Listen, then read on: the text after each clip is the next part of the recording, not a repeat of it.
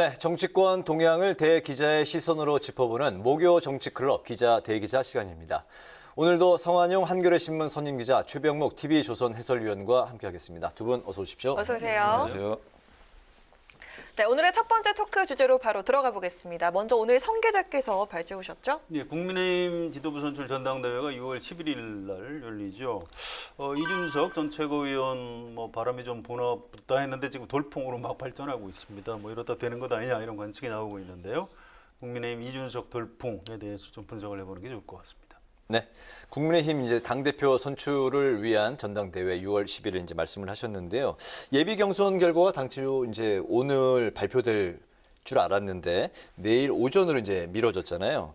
호남과 20대 여성에 대한 이제 조사, 여론조사가 이제 지연됐다는 건데 본선에 올라갈 최종 후보 5명. 3위까지는 거의 결정적이라고 예, 많이 얘기하는데 약간 최종 5위 누가 될까요? 그래서도 이제 전달을 하시던데 일단 순서 여론조사, 기존 여론조사 순서대로 하면 이준석, 나경원, 주호영 여기까지 확실한데요. 그다음에 좀 많이 엇갈린다고 그래요. 그래서 김웅, 김은혜 두 사람이 초선 의원들이 세다 이런 주장이 있고요. 또 부산의 조경태 의원이 만만치가 않다 이런 분석도 네. 있습니다. 워낙 이제 미세하게 엇갈리기 때문에 알 수가 없는데요. 이건 좀 뚜껑을 열어봐야 할 것 같은데 의미가 좀 많이 달라질 겁니다. 김웅, 김은혜가 올라가면 초선들 또 영선 이런 돌풍의 실체가 좀 확인되는 거고요. 그렇지 않고 이제 밀리고 이준석 전 최고위원만 올라가게 되면 좀 한계가 있구나 이런 느낌을 줄 거고 일단 내일 아침 8시 저도 발표가 좀 궁금한 이런 상황입니다. 네. 그렇죠. 그러니까 3명의 이제 후보가 컷오프 되는 거 아니겠어요? 그렇게 되면 이제 5명인데 지금 말씀하신 대로 자, 만약에 김웅, 김은혜 의원까지 포함이 된다고 한다면 그야말로 이 바람이 어떤 이준석 전 최고위원이라는 개인의 바람이 아니고 정말 무슨 신진기회들의 일종의 대반란이다. 이렇게 분석을 할 수가 있겠고 그렇지 않다면 이준석 전 최고위원 1명만 들어가고 나머지 이제 4명은 다 그냥 중진들이다. 만약에 이렇다면 그거는 그냥 이준석 전 최고위원의 어떤 개인기가 많이 작용을 해서 그 5명 안에 포함된 것 아니냐. 아마 이렇게 분석이 결국은 사전에 예측을 한다기보다는 네. 사실은 그 결과를 보고 우리가 분석할 수밖에 없는 상황이 됐습니다. 왜냐하면 워낙 초유의 일이라서 네. 더군다나 이게 여론조사만 가지고 되는 게 아니고 지금 대의원단 선거가 50%가 있잖아요. 네. 그렇게 되고 당원들의 뜻은 참 알기가 좀 애매하거든요. 이게 당원들이라고 하는 것이 국민의힘 여론조사에서 국민의힘 지지자라고 하는 사람들과 과연 얼마나 겹치느냐. 이것도 사실은 뚜렷한 조사가 없어요. 네네. 대략 그냥 상당히 겹칠 것이다 이런 정도이기 때문에 아마 뚜껑을 열어봐야 되지 않을까 저도 그렇게 생각을 합니다. 네, 이준석 후보의 돌풍에 대해서 지나가는 바람이다 이렇게 평가를 하는 사람도 있고요. 보수의 외연 확장, 나아가서 정치권을 흔들 변화의 시작이다 이런 평가도 나오는데요. 사실 영선이잖아요. 두 분의 그렇죠. 생각 한번 들어보고 싶은데 배경과 성격 어떻게 보십니까? 그래서 기본적으로는 이준석 전 최고위원이 출마했던 그 서울 노원병 지역이라고 하는 곳이 국민의힘으로서는 굉장히 당선되기 어려운 지역이에요. 네. 그러니까 거기에서 금배지를 못 달았다고 해서 사실은 영선이다 이렇게 얘기하고 그러면 그렇게 따지면 국민의힘 당선이 비교적 쉬웠던 지역에서 예를 들어서 몇 선을 했다. 이거하고 저는 단순 비교는 좀 어렵다고 네. 보고요. 근데 이제 이준석 전 최고위원 같은 경우 지금 여의도 정치권에 진입한 지가 벌써 10년 됐습니다. 그렇죠? 그러면은 네. 여의도에서는 벌써 상당히 이제 좀 이른바 정치밥을 먹었다. 이렇게 얘기를 할 수가 있는 그런 수준이에요. 국회의원 뺐지만 없을 뿐이지. 그러면은 이제 정말 다른 여의도에 처음 정치권에 발을 디딘 사람과 동일시 취급하기는 좀 어렵다고 보고요. 그래서 이제 만약에 이준석 전 최고위원이 정말 의미 있는 여기서 결과를 한다면 그것은 지금 말씀하신 대로 아마 여의도에 상당한 새바람을 몰고 오는 이런 저는 기폭제가 되고 그냥 일각에서 지금 중진들이나 이런 사람들이 얘기하는 지나가는 바람 정도라고 하는 거는 이미 넘어선 것 아닌가. 여기까지 동력을 유지해서 지금 왔다는 것 자체 이 순간까지만 해도 설령 대표가 되든 안 되든 간에 그것만 해도 저는 단순히 지나가는 바람은 아니다. 이렇게 평가합니다. 네. 처음에는 이제 인지도에서 시작한 건 맞는 것 같아요. 워낙 10년 동안 텔레비전이라든가 유튜브에 출연이 잦았고요. 이준석이 누군지 아는 사람이 많습니다. 그런데 이걸 이제 밴드웨건 효과라고 하죠. 인지도가 높았는데 그게 이제 지지도로 연결되는. 물론 네. 이제 주호영이라든가 나경원 이런 다른 유력 주자들이 좀 약하기 때문에 벌어지는 측면도 있습니다. 어쨌든 지금 그 탄력을 꽤 받고 있는 이런 상황이라고 봐야 될 것 같습니다. 네. 네. 그럼 지금 분위기라면 우리나라 제일 보수 야당에서 30대 당대표가 나올 수 있는 분위기라고 보시는지 짧게 들어보겠습니다.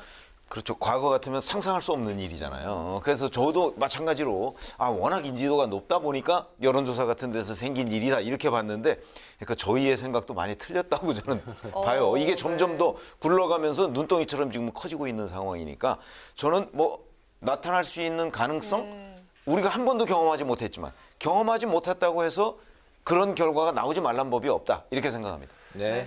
이 본선을 좀 봐야 돼요. 규칙이 달라집니다. 선거인단이 70%가 되고요. 일반 국민 여론조사 30%가 되는데 70%를 차지하는 선거인단의 절대 다수가 책임당원입니다. 3개월 이상 당비낸 사람들인데 그 숫자가 무려 28만 정도 돼요. 전체 선거인단이 한 32만 정도 되는데 거의 전부 다 차지하는 거죠. 그런데 권역별로 차이가 많이 나요. 영남이 반이 넘습니다.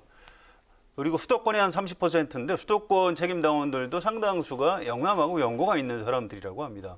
또 나이로 보면 50대 이상이 한 70%가 넘어요.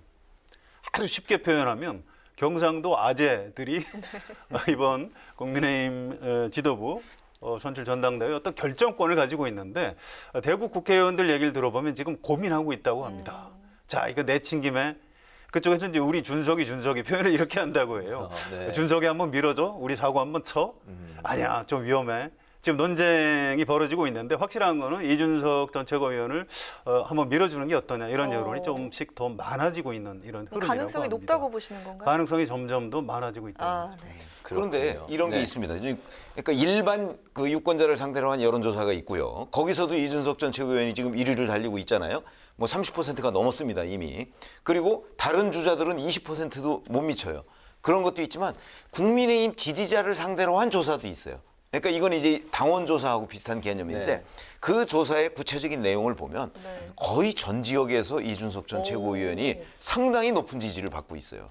JTBC가 의뢰한 조사 바로 말씀하신 네. 국민의힘 지지층을 대상으로 한 조사에서 40%가 나왔잖아요. 아니 그러니까 무슨 얘기냐면 전 지역에서 그리고 전 연령층에서 이준석 전 최고위원이 아주 고른 지지를 받고 있어요.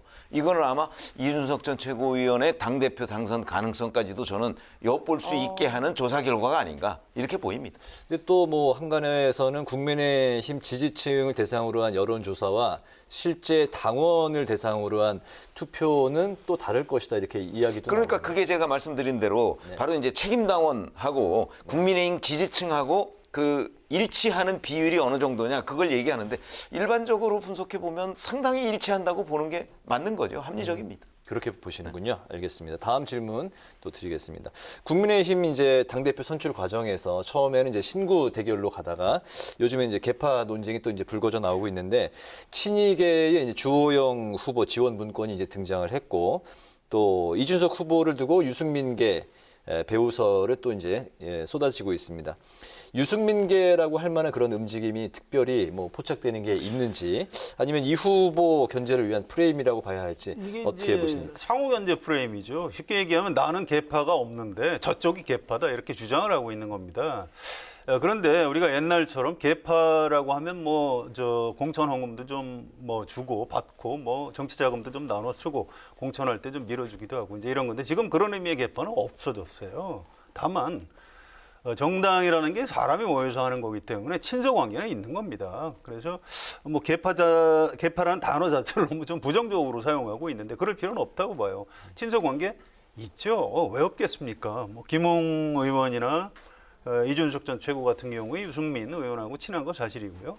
또 주호영 전 대표 같은 경우에 이제 아무래도 대구 경북 의원들하고 가깝고 또 이재호 전 의원이 공식적으로 지지를 했죠. 그래서 뭐 친한 건 사실입니다. 또 나경원 전 의원 같은 경우에 친박 쪽에서 좋아해요. 그것도 사실입니다. 네.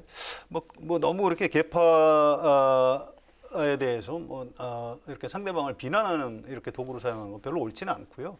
아무튼 선거라는 게 좀 어쩔 수 없는 측면이 있기는 해요. 다만 신구 대결 이런 것에서 갑자기 이제 개파 논쟁으로 변질이 되니까 네. 좀 전당대회 이 장면 자체가 좀 약간 그 빛이 좀 바래는 이런 측면이 있는 것 같습니다. 네. 그렇죠. 저희처럼 이제 정치부 기자 생활을 오래 한 사람들은 사실 개파 이러면 그 개파에 대해서 굉장히 관대합니다. 지금 말씀하신 대로 정치권에서 개파라는 건 당연히 있는 것이죠. 그러니까 저는 예를 들어서 여당의 무슨 친문계 이렇게 얘기하는 것도 좀 자연스러운 현상이라고 봐요. 그렇기 때문에 이 개파가 그런 부정적 의미만 담고 있는 것은 아니다. 그리고 오래전부터 정치권에는 늘 개파가 있어 왔다. 그러나 우리가 이제 정치부 기자를 처음 시작할 때와 같은 그런 과거의 의미의 개파는 지금 현재의 정당에는 없다고 저는 봅니다. 그렇기 때문에 지금 개파 논쟁은 지금 이제 약간 아까 여론조사 같은 데서 밀리는 조호영 의원이나 나경원 전 원내대표나 네. 이런 사람들이 이준석 전 최고위원에 대해서 프레임을 더 씌우기 위한 그런 주장으로 저는 보인다. 이렇게 말씀드리겠습니다. 알겠습니다. 네, 이런 분위기 속에서 민주당의 속내는 좀 복잡해 보이는데요. 최근에 정세균 전 총리가 장류 유서를 언급을 했습니다. 그러니까 민주당 내에서도 우리가 어쩌다가 꼰대 정당이 됐냐 이런 목소리까지 나오기도 했는데요. 이준석 후보의 약진이 민주당에겐 악재라고 봐야 될까요? 참 민주당 내에서도 다양한 견해가 나오고 고민이 묻어나는 발언들이 굉장히 많이 나오고 네. 있습니다. 정청래 의원은 이준석 국민의힘 당대표 우리한테 결코 손해가 아니다. 이렇게 얘기를 하고 있고요. 조홍천 의원이나 전재수 의원 같은 경우는 무섭고 부럽다 이런 얘기까지 하는 의원들도 있고 그래서 이제 참 다양하구나 이런 생각은 드는데 만약에 송영길 민주당 대표가 지금 58세예요. 그렇죠? 근데 국민의힘의 대표가 36세짜리가 된다고 생각을 한다면 아마 민주당 사람들로서는 그런 그림은 우리 상상하기 싫어 이렇게 될 거예요. 왜냐하면 그 그림 자체에서 굉장히 부담스럽잖아요. 그래서 굉장히 복잡할 텐데 민주당으로서는 아마 민주당 사람들은 속내는 저희가 그냥 짐작해 보건데 그냥 이준석 당대표가 안 되기를 기도하고 있지 않을까 이런 생각이 듭니다. 이 정치라는 게 좀 상대적인 거거든요. 저쪽 라이벌 정당에서 변화와 혁신에 성공을 하면 이쪽 정당은 가만히 앉아서 정체 또 노쇠 이런 이미지를 뒤집어 쓰는 겁니다. 그래서 민주당에서 굉장히 좀 걱정스러운 시선으로 바라보고 있는데요. 그런데 이제 이런 측면이 있어요. 이준석 전 최고위원이 이제 파격적으로 젊은 나이죠. 대통령 출마 자격도 안 되는 36살입니다. 그런데 이분이 나이가 아주 젊다는 거 이외에 무슨 어떤 새로운 비전을 지금 내놓고 있는 게 있는지 좀 약간 의문이에요. 그러니까 여성 할당제 폐지 이런 이상한 얘기를 해서 반 페미니즘이냐 이런 이상한 논란을 일으키고요. 또 이제 개파 싸움을 하고 이제 선후배 간에 좀 설전을 벌일 수는 있는데 존경받지 못할 탐욕스러운 선배들의 모습이었다 이런 식으로 굉장히 독서를 했는데 이건 좀 기존 구정치인들이 하던 얘기거든요. 그래서 이런 부분이 이제 이준석 전 최고위원이 젊은 나이에 걸맞게 새로운 가치관, 새로운 비전, 새로운 태도 이런 것들을 좀 보여주면 좀 더 민주당보다 우위에 서서 야당을 끌고 나갈 수 있지 않을까 이런 생각이 좀 듭니다. 대통령 출마 나이가 그러면 어떻게 됩니까? 우리 헌법에 나와 있습니다. 네. 40세죠. 40세군요. 그렇습니다. 예, 알겠습니다. 네. 네, 다음 이슈는 최 의원께서 발제 오셨죠? 네, 어제 5당 대표하고 문재인 대통령과 오찬 간담회가 있었는데 거기서 문재인 대통령이 초당적 협력 이런 거를 주문을 했거든요. 그래서 과연 초당적 협력이라는 게 우리가 지금까지 표현해온 여야 협치를 얘기하는 건데 그것이 가능할 것인가 하는 부분을 짚어보기로 했습니다. 네. 알겠습니다. 어제 문재인 대통령과 여야 5당 대표 간의 청와대 간담회가 있었는데 비빔밥 회동으로 이제 불려졌었는데 비빔밥이 잘 비벼지진 네. 않았다 이런 이제 평가가 나오고 있습니다. 문재인 대통령의 여야정 협의체 제안을 했는데 협치 전국이 가능할지 어떻게 바라보고 계십니까? 근데 이 협치라는 건 정말 양면성을 가지고 있고 시각에 따라서 완전히 달라요. 그러니까 지금 여당에서 얘기하는 협치는 제가 해석하건대는 네. 여당에서 하고자 하는 걸 야당이 좀 도와주라. 이런 얘기인 것 같고 야당에서 얘기하는 협치라는 것은 여야가 서로의 주장을 좀 절충을 해서 야당 의견도 반영되는 게 협치지 일방적으로 하는 게 무슨 협치냐 이런 개념이거든요. 네. 그래서 이런 식으로 여야가 자기들의 어떤 주장 이런 걸 고집하는 한 지금 현재 그 민주당과 국민의힘 사이 협치 저는 이미 물 건너갔다 이렇게 봅니다. 아, 그렇게 보시는군요. 네. 대통령 선거 앞두고 있는 지금 전국에서 여야 협치가 쉽지는 않을 겁니다. 그런데 좀 아쉬움이 있어요. 우리나라가 무슨 선거만 해서 먹고 사는 나라는 아니거든요. 또 이제 지난주에도 제가 그런 말씀을 드린 적이 있는데 문재인 정부의 부동산 정책이 갑자기 뭐 발명품이 아니에요. 이명박 정부, 박근혜 정부에서부터 이어온 거고요. 또 다음에 정권이 지금 국민의힘으로 넘어가서 정권 교체가 된다고 해서 또 지금까지 했던 것과 전혀 다른 부동산 정책을 사용할 수 있겠습니까? 그게 그렇게 돼 있지 않습니다. 그래서 사실 지금 가장 중요한 게 이제 부동산 정책, 또 코로나, 경제 이런 것들이죠. 이런 부분은 대통령하고 야당 대표나 야당 원내대표들이 좀 한 자리에 모아서 큰 방향, 뭐 자세한 정책이야 뭐 다를 수밖에 없지만 큰 방향에 대해서 합의를 해서 발표를 해주면 우리 국민들이 정부가 바뀌든 안 바뀌든 큰 방향은 이렇게 가겠구나라고 예측을 할 수가 있거든요. 그래서 그런 부분에서 어떻게든 좀 여야 간의 협치 어떤 그 시스템은 좀 살려줬으면 좋겠다 이런 개인적인 바람이 있습니다. 네, 그렇습니다. 어제 열린 김호수 검찰총장 후보자의 인사청문회도 여야 대치 끝에 결국 파행이 됐는데요. 문 대통령이 31일까지 청문 보고서 송부를 재요청한 상황이고 여당 단독으로 청문 보고서를 채택할 가능성도 거론이 되고 있는데 아무래도 김 후보자도 임명 강행으로 갈 가능성이 높다고 봐야 할까요? 어떻게 보십니까? 네, 그렇게 된 것 같습니다. 오늘 청와대에서 그 인사청문 경과 보고서 재정부해달라고 월요일까지 얘기한 거 보니까 아마 화요일쯤 국회에서 안 오면 그냥 임명 강행하겠다 이런 얘기 같고요.